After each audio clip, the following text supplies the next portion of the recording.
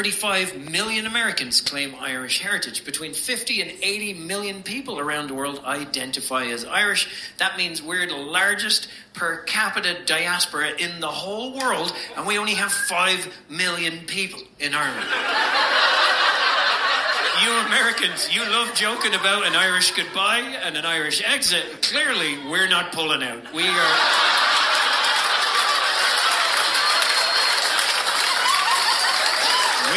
in there till the end.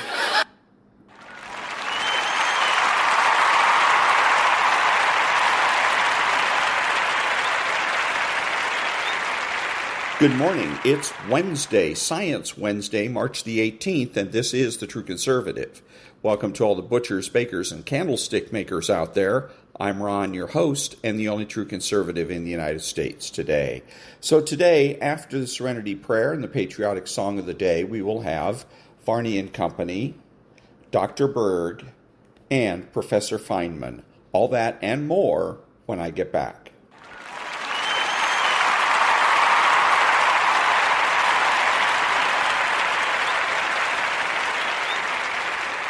God, grant me the serenity to accept the things I should not change, the courage to change the things I should, and the wisdom to know the difference. Amen.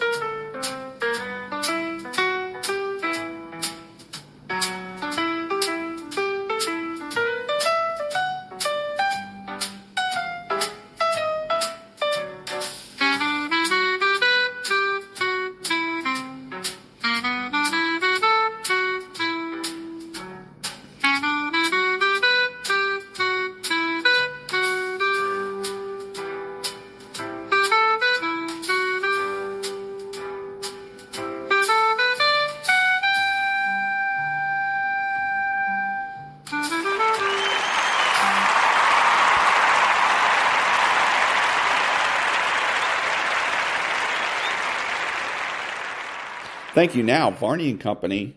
Take it away. Good morning, Maria, and good morning, everyone. Let's get right to the latest inflation report. Yes, it is the Producer Price Index for February. It went up a strong 0.7%, and it is up 3.4% over the last 12 months. That suggests inflation at the producer level is heating up. Investors don't like it. I'll show you the market reaction in just a moment. But we have a major development in the war in Iran. The leader of Iranian intelligence operations has been killed. Ismail Khatib had been in charge of global terror operations, and he ran the sleeper cells. Now, the Wall Street Journal reports that Israel's decapitation strategy has rattled Iran's security forces. They're using loitering drones over Tehran, which spot individuals and pick them off. President Trump is encouraging internal revolt. Now, the price of oil, that's very much in the news again this morning, is moving up to $97.95. That's the price currently. And gas, that keeps moving up. You're now at $3.84 for regular nationwide. The Strait of Hormuz remains effectively closed. President Trump is not happy with NATO countries which are not supporting our effort in the region. He says they are foolish for dragging their feet. Let's get to the markets. They are indeed responding to the inflation report and to the Fed meeting. Jay Powell not expected to cut rates after this inflation report. As we said, investors don't like it, the inflation news or the rise in oil. And look at that red ink. The Dow down 280 points, the Nasdaq down about 130. Then we have Micron stock. It's been rallying sharply recently. It's up again this morning at just $1.93. That's in advance of its earnings later on today. Our question will be, is this stock, Micron, the new NVIDIA? Bitcoin coming in this morning at 72,001. The price of gold actually moved below $5,000 an ounce, well below 4,857 right now. The 10-year Treasury yield moving to 4.22. The 2-year moving to 3.73%. That's moving up. All right, so the market doesn't like these movements, and that's what we're seeing. On the show today, we'll go in depth with Israel's decapitation strategy. The Wall Street Journal has seen the target list and describes how Iran's security forces are being systematically and dramatically degraded. This opens the door to regime change from within. And we'll look at the late Paul Ehrlich, whose 1968 book, The Population Bomb, brought gloom and doom to the culture. 60 years ago, that book forecast millions would die from mass starvation. Okay, he was wrong, but it took decades to reverse the disastrous policies his book helped create. Wednesday, March 18th, 2026. And that was Varney and Company, non-profit news now. Back in a minute.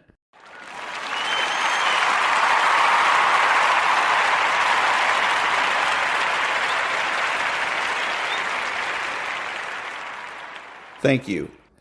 Pushing too hard, too soon can drive people further away.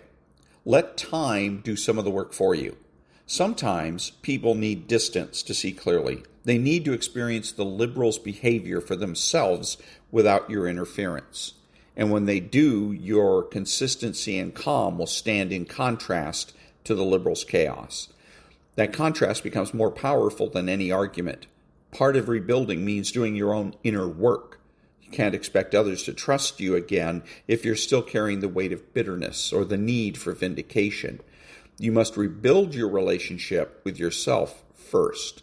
That means processing your grief, affirming your own reality, and recognizing your worth regardless of who validates it. When you carry yourself with quiet confidence and emotional balance, people notice. They feel it. They respond to it even if they don't say so directly. You become a person who is safe to be around, someone who has endured hardship without becoming hard. New relationships may emerge during this time, as well as relationships based on shared values, mutual respect, and emotional maturity. Don't overlook these simply because they don't carry the weight of history. Often, the most meaningful relationships are made in the aftermath of loss. When you are more discerning, more intentional, and more aware of what truly matters. These new connections can become part of your healing, not as replacements for the old, but as a reflection of your growth. You may also find that some relationships are worth continuing even if they can't return to what they were.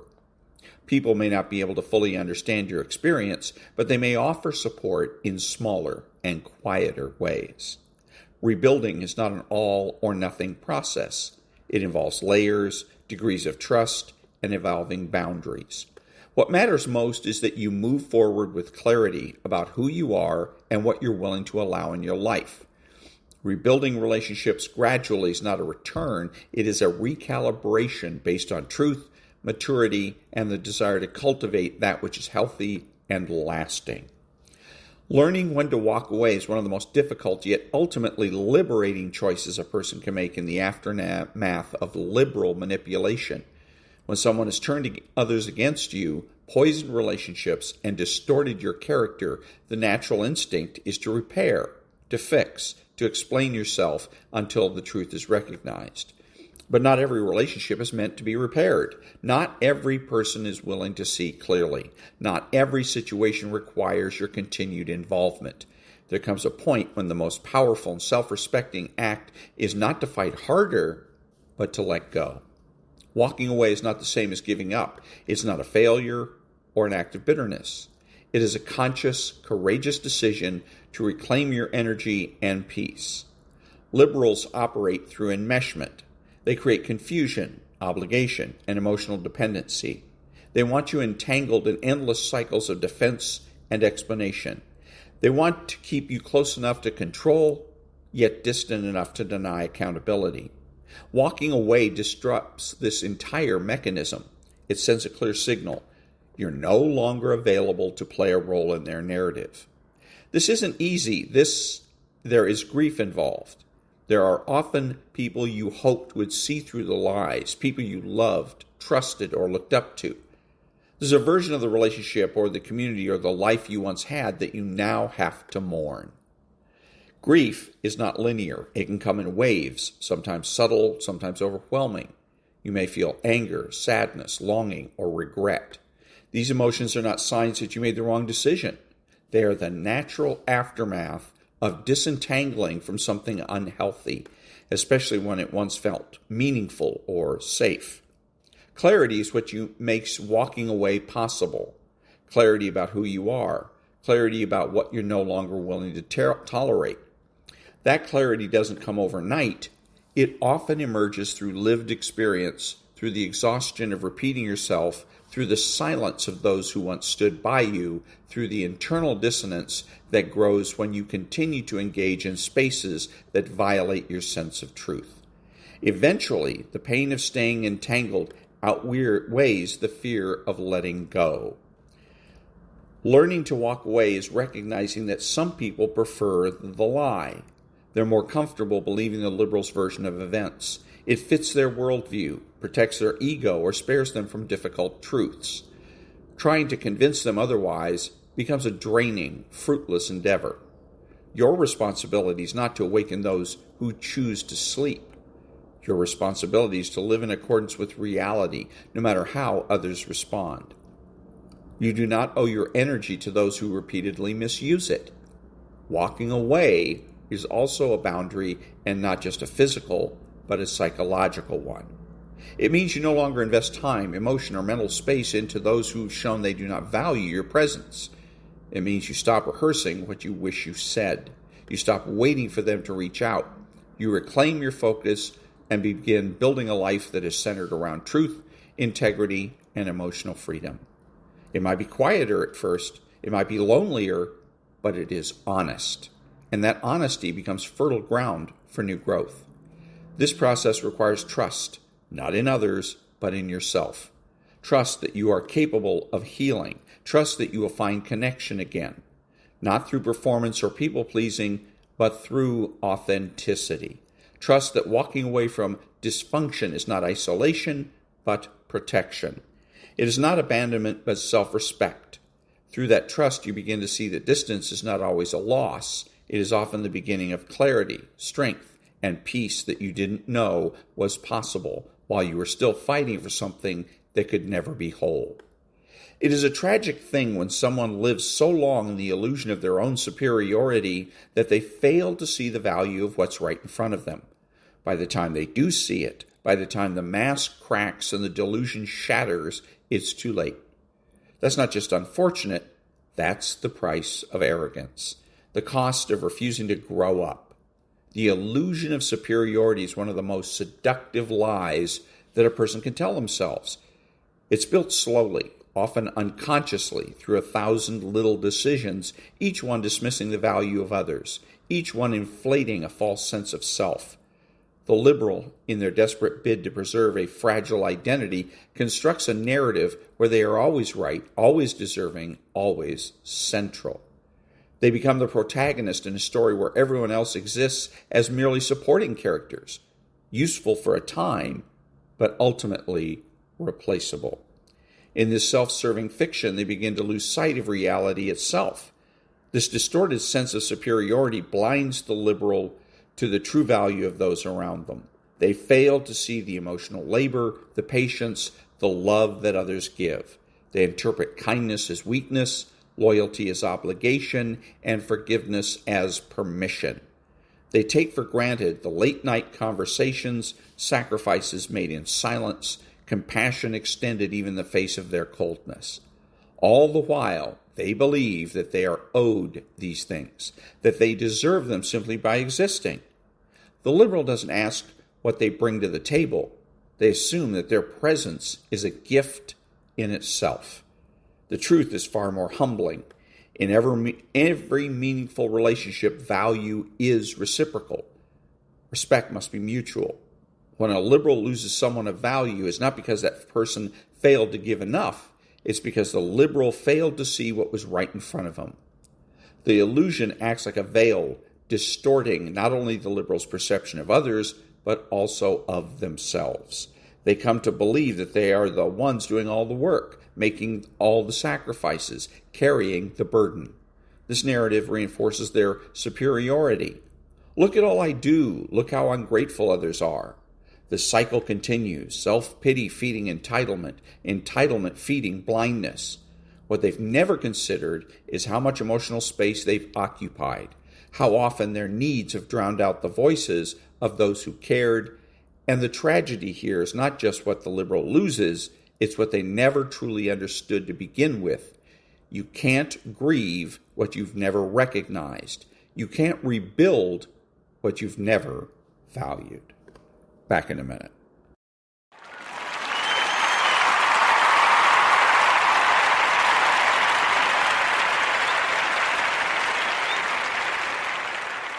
Thank you. Now, Dr. Berg.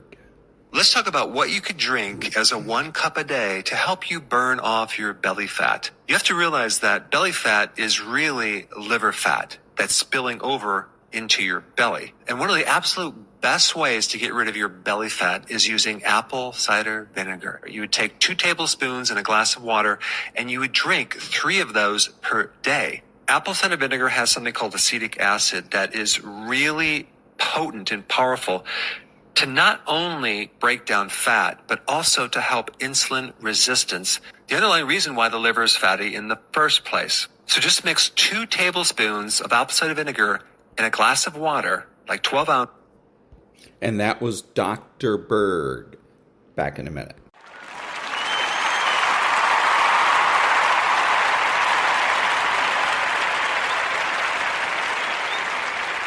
Thank you. So, Marjorie Taylor Greene, I believe it was her that is scheduled to resign or has resigned. One of them, and these are the ladies. There's 2 ladies in particular that like to hang "kick me" signs on their back. They did it since the time they came into Congress. For whatever reason, they thought that was a great idea. Hi, I'm a conservative, kick me. And so they made everything about them. Hi, I want this, I want that, I stand for this, I believe in that. And what they did over the years is slowly alienate all of their support and supporters. They alienated people within their own party. You notice that this person that left, if it's Marjorie Taylor Greene, that when she left, nobody stood up for her. Nobody came to the floor of the House and said, hey, I want to stand in support of Marjorie Taylor Greene. I think her being forced out is a bad idea, blah, blah, blah, blah. Nobody. This is why you don't hang a "kick me" sign on your back.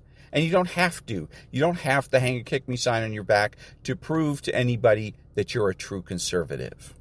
Back in a minute.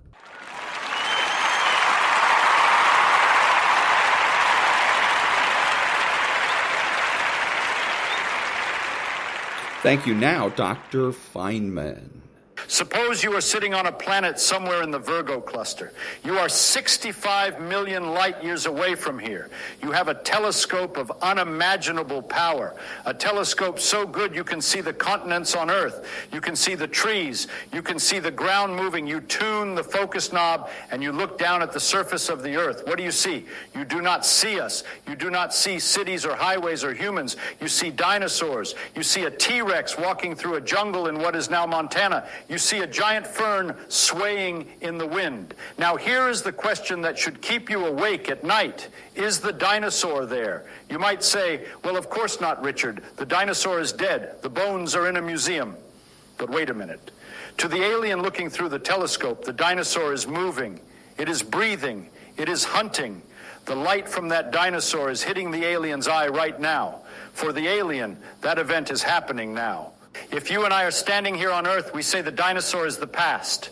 But for the observer in the Virgo cluster, the dinosaur is the present. So who is right? Are we right because we are closer, or is the alien right because he is seeing it happen?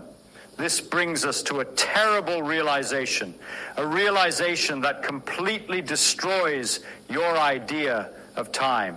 It suggests that the past and the present and the future are not what you think they are. They are not absolute. They are like a loaf of sausage that can be sliced at different angles. We are going to find out why. We are going to find out why you cannot trust your own eyes when you look at the stars. We are going to find out why the universe is not a three-dimensional box that changes with time, but a four-dimensional block where everything that ever happened is still there. But before we get into the heavy machinery of space-time, let us start with something simple, something you can see. Look at your hand. Move it back and forth. You see it move instantly, right? You feel the muscles contract, and you see the hand move at the exact same moment. That is a lie. It is a very convincing lie, but it is a lie. The light bouncing off your hand takes a tiny fraction of a second to reach your eyes. It is about a billionth of a second. Your brain tricks you into thinking it is instant, but it is not. You are always seeing your hand as it was in the past. You are never seeing the world as it is now. You are always seeing a ghost of the world. Now, a billionth of a second does not matter much when you are shaving or drinking coffee. But what if the distance is big? What if the distance is the size of the solar system? Let me tell you a story about a fellow named Olaus Rømer. This was way back in 1676. A very clever fellow. He was looking at the moons of Jupiter, specifically the moon Io. Now, Io goes around Jupiter like clockwork, tick-tock. Every 42 and a half hours, it goes behind Jupiter and disappears. You can set your watch by it. It is a beautiful mechanical system. But Rømer noticed something funny, something that did not make sense. When the Earth was close to Jupiter in its orbit, the moon Io appeared on time. But when the Earth was on the other side of the solar system, far away from Jupiter, the moon Io was late. It was behind schedule. Now, why would a moon be late? Does the moon get tired? Does the gravity change? No, the machine is perfect. Rømer realized something that nobody else had the guts to say. He said, the moon is on time. The news is late. The light carrying the picture of the moon takes time to travel across the solar system. When we are far away, the light has to travel an extra distance. It takes about 16 minutes longer to cross the orbit of the Earth. This was a shock. You have to understand that before this, people thought light was instant. They thought if you open a lantern, the light is everywhere at once, like God sees everything instantly. But Rømer showed that light is a traveler. It is a messenger. And like any messenger, it has a speed limit. It travels at $186,000 mass. That is fast, but it is not infinite. And because it is not infinite, we are trapped in a bubble of ignorance. We can only know what happened in the past. We can never know what is happening now. When you look at the sun, you are seeing it as it was 8 minutes ago. If the sun blew up right now, we would not know it. We would sit here for 8 minutes feeling warm and happy. The gravity would still hold us in orbit. The light would still shine. And then suddenly, 8 minutes later, the lights go out and we fly off into space. So there is a delay. There is a gap between the reality and our perception of it. But this is just the beginning. This is just the appetizer. The main course is much stranger. Because you see, if light has a speed, then what is that speed relative to? If I throw a baseball at 100 miles an hour on a train going 100 miles an hour, the guy on the ground sees the ball going 200 miles an hour. Velocities add up. That is common sense. That is what Newton said. But light does not play by those rules. If I shine a flashlight on a train going half the speed of light, the light comes out at the speed of light. If I stand on the ground, the light still goes at the speed of light. It does not matter how fast the source is moving. It does not matter how fast the observer is moving. The speed of light is always the same. Now, you should be saying, wait a minute, Richard, that is impossible. You cannot have a speed that is the same for everybody. If I run towards the light, surely I should measure it going faster. No, you measure it going the same speed. How can that be? How can the speed be the same? If I am moving, there is only one way to fix this. There is only one way to make the equation balance. If the speed is fixed, then something else has to break. Space and time have to break. If you run towards the light, your ruler must shrink. Your clock must slow down. You have to change your definitions of length and time so that the speed of light stays the constant. This is where we get into the geometry of the world. This is where we have to stop thinking about space and time as two different things. Imagine a sausage, a big long salami. Now you can slice this salami straight down. That gives you a nice round circle. Let us call that slice. Slice this salami straight down. That gives you a nice round circle. Let us call that slice. Now everything in that slice happens at the same time. But suppose you tilt the knife. You slice it at an angle. Now the slice is an oval. It is not a circle anymore. And the stuff in that slice is different. You have a piece of meat from one end and a piece of fat from the other end. This is what happens when you move. When you start moving relative to me, you are tilting your knife. You are slicing the universe at a different angle. My now is a straight slice. Your now is a tilted slice. This means that what I call the present, you might call the future. And what I call the past, you might call the present. Let us go back to our alien. The alien is 65 million light years away. Suppose the alien is sitting still relative to Earth. His now slice cuts through the universe and hits the Earth right now in the 21st century. But he cannot see it yet because the light takes time to get there. But now imagine the alien gets on a bicycle, a very fast bicycle, and he starts riding away from Earth. Just a slow movement, walking speed. Even because he is moving, he tilts his slice of the universe. The angle of his now shifts because the distance is so huge. 65 million light years. A tiny tilt of the knife at the alien's end becomes a massive shift in time at the Earth's end. If he rides away from Earth, his now slice tilts into the past. Suddenly, his now does not contain the 21st century. It contains the Jurassic period. It is not just that he sees the light from the dinosaurs. It is that for him, according to the geometry of space-time, the dinosaurs are the events that are simultaneous with his bicycle ride. If he turns the bike around and rides towards Earth, his slice tilts into the future. His now contains events on Earth that haven't happened yet. He is simultaneous with our great-great-grandchildren. So you see the problem? If different observers can slice the sausage at different angles, then all the parts of the sausage must be real. You cannot say only the middle slice exists because my middle slice is your end slice. This suggests that the past is not gone. It is just down the sausage. It suggests that the future is not empty. It is just up the sausage. It suggests that we live in a block universe, a four-dimensional frozen block where everything is just there. The T-Rex is still hunting in the jungle. Napoleon is still fighting at Waterloo. You are being born. You are dying. It is all there in the geometry of space-time. Now, this is a very disturbing idea for us humans. We like to think we have free will. We like to think the future is open. We like to think we are creating reality as we go along. But the physics of light suggests that the movie is already in the can. The film is already developed. We are just the projector light moving through the frames. But wait, it gets deeper. We have to talk about why this speed limit exists. Why is there a speed of light at all? Why isn't it infinite? If the speed of light were infinite, then cause and effect would be a mess. If I could send a signal instantly, I could tell you the lottery numbers before they are drawn.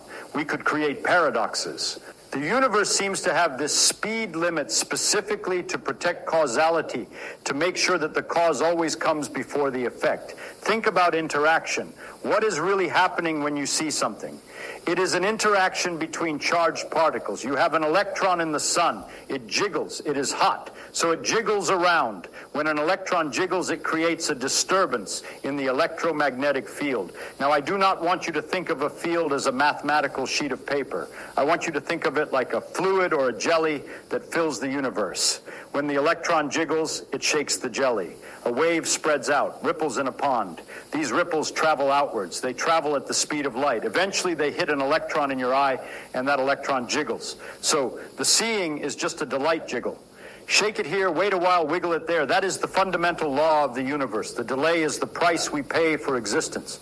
If there were no delay, if everything was connected instantly, everything would happen at once. There would be no history. There would be no unfolding. It would just be one big instantaneous flash of everything. The fact that light takes time gives us the separation we need to be individuals. It gives us the privacy of our own now, but it also makes us incredibly lonely. Think about it. You can never touch anything in the present. When you touch your finger to the table, you feel the pressure. But what is that pressure? It is the electrons in your finger repelling the electrons in the table. It is the electromagnetic force. And that force is exchanged by photons, little particles of light. And those photons take time to travel across the tiny gap between your finger and the table. So even when you touch something, you are feeling the past. You are feeling the table as it was a tiny fraction of a second ago. You are never truly in contact with the world in the simultaneity of the moment. You are always chasing the moment. We are all trapped in our own little time bubbles, sending messages to each other across the void. I am here. I feel this. And by the time you hear me, I am already different. I have moved on. This is the tragedy and the beauty of it. So let us go back to the alien. The alien sees the dinosaur. Is the dinosaur real? Yes. In the grand block of space-time, the dinosaur is just as real as you and me. It occupies a coordinate in the four-dimensional manifold. Does the alien see us? No. We are in his future. We are waiting to happen for him. But does that mean we do not exist? No. We exist in our slice. The world is a dynamic thing when you look at it locally, but it is a static thing when you look at it globally. It is like a musical score. The symphony is written down on the paper. The notes are all there. The beginning, the middle, and the end. They exist simultaneously on the page, but for the musician playing the piece, he experiences it one note at a time. He experiences the flow of time. We are the musicians. We are playing the score of the universe. We cannot see the whole page. We can only play the note we are on. But the physics tells us the page is there. Now, you might ask, Richard, is there any way to cheat? Is there any way to go faster than light and see the future or change the past? As far as we know, the answer is no. If you could go faster than light, you could outrun your own light. You could turn around and see yourself leaving. You could arrive before you left. You would break the causal chain. The universe seems to hate that. Every time we try to find a loophole in physics, nature slams the door on our fingers. No peeking, she says. So, we are left with this. We are small creatures living on a small rock. Our view of the universe is delayed. Our view of each other is delayed. We are constructing a reality out of old news. But what a marvelous piece of news it is. The fact that we can figure this out. The fact that a biological machine like a human brain using nothing but eyes and logic can deduce the geometry of four-dimensional space-time is a miracle. We are just apes with clothes on. But we have managed to see the blueprint of reality. We have found out that we are part of a giant tapestry. A tapestry that is woven from light and time. And even though we cannot see the whole picture, we know the threads are there. So the next time you look at the stars, remember you are looking into a time machine. You are looking at ghosts. And somewhere out there, 65 million light years away, an alien might be looking at us or looking at where we should be. And he sees a T-Rex. And in a funny way, he is right. And we are right. Because in the physics of space-time, everything that ever was and everything that ever will be is dancing together in the silent geometry of the universe. It is a crazy world. It is a world that does not match our common sense. But as I always say, nature is not obliged to make sense to you. It is what it is. And our job is just to enjoy the puzzle. So go out there, look at the sky, think about the delay, think about the sausage, and realize that you are spread out across time in a way that is far more majestic than you ever imagined. And that was Professor Feynman. Back in a minute.